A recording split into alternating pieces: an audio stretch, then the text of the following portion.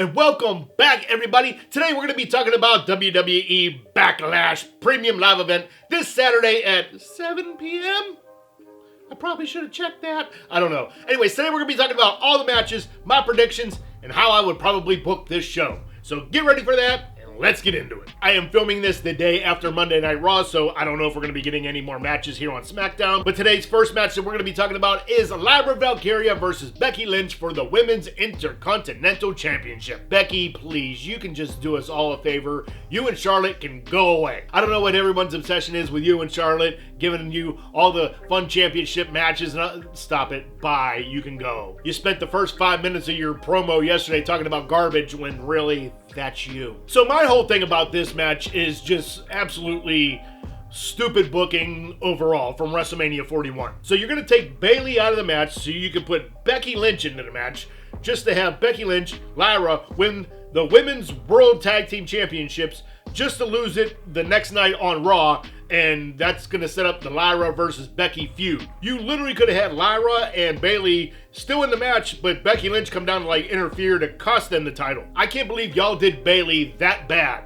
It's Bayley.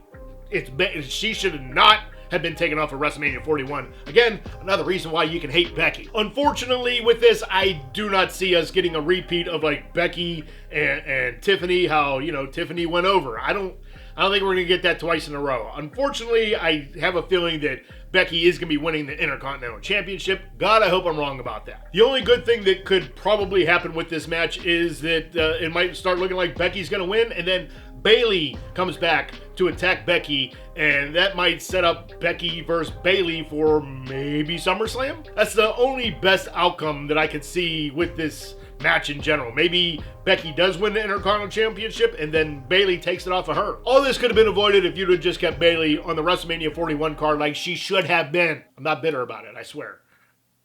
I'm very bitter about it. All right, then moving on to the Men's United States Championship. It is going to be Jacob Fatu versus Damian Priest versus LA Knight versus Drew McIntyre. This is probably going to be the match of the night, and I honestly hope that it goes on last. This match is just going to be absolutely insane, and I love it. Now, last week on SmackDown, LA Knight, Damian Priest, they kind of had this somewhat confrontation where they're like, hey, this is what's happening. I know we kind of respect each other, but, during this match, we still got to whip each other's ass. But I kind of have a feeling that this is going to turn into LA Knight versus Damian Priest, again, probably at SummerSlam. And honestly, if we get Jacob versus Drew McIntyre at SummerSlam, I would be okay with that match. But it's probably going to end up somehow, some way, end up being Jacob Fatu versus Solo at SummerSlam, which I would love even more.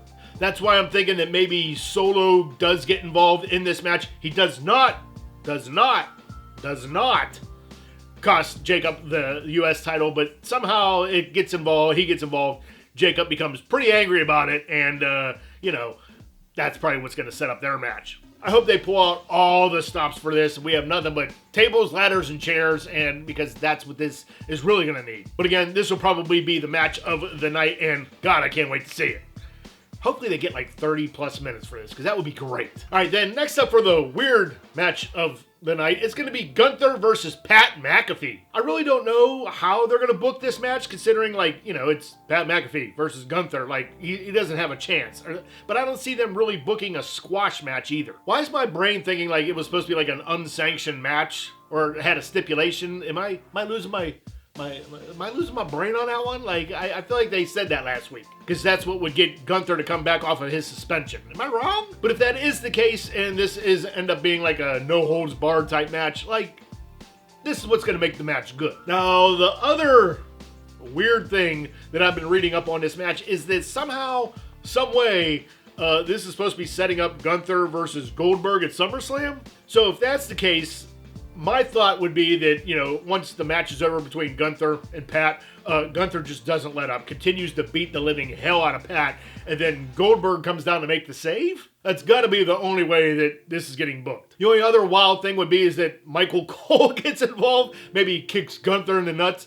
I don't know. But I would expect Gunther to win, obviously. But if this is setting up Gunther versus Goldberg, that'll be a good retirement match for Goldberg. We all know that Gunther and Goldberg had that interaction, I think, late last year. All I know is Gunther's picking up the win, and God, I hope Michael Cole gets involved. I really do. And then next up for a match that I feel like was just thrown together because Backlash only had 4 matches announced. Dom Mysterio versus Penta for the Men's Intercontinental Championship. Look, let's get it out of the way. Penta has been amazing. And like every week, I swear his entrance just gets more stuff added to it, and it's great. I know he just got some new music also. I don't see Dom losing the Intercontinental Championship this early. Hell, it hasn't even been a month yet. And after the reaction that he got at WrestleMania 41 was just insane, and I don't think a lot of people expected that to happen. He got a huge ovation from everybody, and they really need to just go forward with Dom's popularity right now. Let the dude sell a whole bunch of merch, make some money, because Dom really does deserve it. He's great. What I think is obviously going to happen is that probably JD McDonough,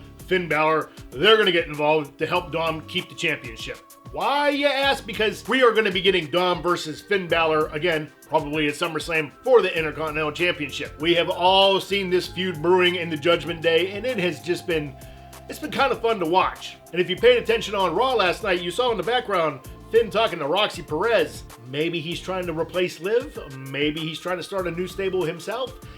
I'm here for it. So once Finn and JD get involved, the only other thing that I can see happening is that Rey Fenix comes and he helps out his brother. Now, remember, the WWE draft is coming up, I think, within the next couple of weeks. And they have been talking about Rey and putting Penta back together for a tag team run. That's why I don't see Penta taking the Intercontinental Championship. I feel like this is going to definitely be some kind of DQ finish. But I'm okay with that because Penta, Rey, they should be tag team champs for a very long time. So expect Dom to win, and I kind of hope they keep his title reign going at least until August. Maybe longer. Can you imagine if he beat Finn? But then again, Finn needs a title. I feel like Finn hasn't had a singles title in forever. It's been a really long time, hasn't it? And then for our final match, as of right now, it is going to be John Cena versus Randy Orton for the WWE Undisputed Championship. This match should not be happening this early. Triple H, you blew your load way too quick on this. Who do you think you are? Me? Randy should be the one retiring Cena at the end of the year, not bum-ass Cody Rhodes. You know I'm right. Nobody wants to see Cody Rhodes win the title back anytime soon. I really hope this is not the main event because, I mean, look how slow John was kind of moving at WrestleMania 41. Randy's getting up there. I mean, he's still not as quick as he used to be, but like two dudes in like their late 40s, just, it's going to be a slow match. Randy's probably still a little bit quicker because, you know, he does this more often than John does. But I don't want this to end up being just like two guys that are just flopping all over the place because they're just tired. I love Randy to death, and he's in the best shape of his life, but can he make John Cena still look good? I hope that Travis Scott doesn't come to the ring with John Cena or get involved in this match because he's stupid. And why did he have to take 71 minutes to come down to the ring at WrestleMania 41? Like, even the ref was like, come on, man. Like, I can't lay here on the mat forever. Now, the main thing that everybody seems to be saying about this match is people seem to think it's going to be the old role reversal. John's going to slap the ref, cost Randy the title. Would they do that in St. Louis, which is Randy Orton's hometown? Absolutely they would. If that does happen, that's like long-term storytelling is what they would say. But if you go back and watch that match and then look at Randy then and then look at Randy now, you would think back then Randy was like sick, like literally just sick. He's probably a third of the way than what he is now. Obviously Cena is going to be winning the match, but I just hope it ends up being a good match somehow, some way. Please book this thing to be just insane because that's the only way that's probably going to save this match. All right, and then finally, other things to wrap up. Maybe we'll get another couple matches announced, maybe like Jey Uso versus Logan Paul. If you watch the video that WWE posted up on Twitter, Logan Paul attacked Jey after Raw went off the air, so that might happen. Or maybe we might end up getting like Zelina Vega versus Chelsea Green is a rematch for the women's U.S. title. Again, there's only 5 matches for this premium live event. I don't know. They might add one more. They might not.